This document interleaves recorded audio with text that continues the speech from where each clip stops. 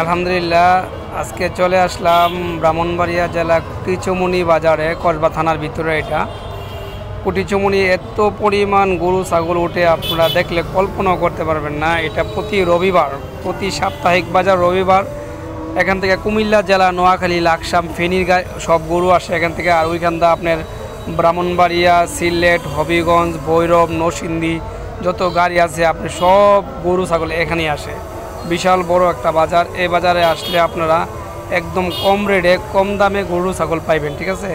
আর সব ধরনের পছন্দ মতো বাচ্চা নিতে পারবেন। কম আর বেশি বড় কথা না, এখানে সব ধরনের গরুই নিতে পারবেন। যারা গরু ছাগল চিনা নিতে পারেন, সব কোয়ালিটি গরু ছাগল এখানে আছে।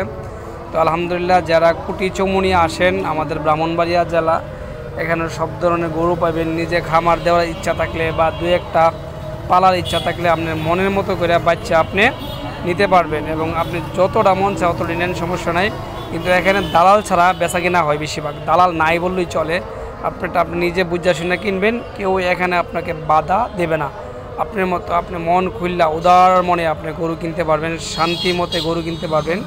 অল্প টাকার ভিতরেও কিনতে পারবেন, বেশি টাকা এটা আপনার নিজের ইচ্ছা।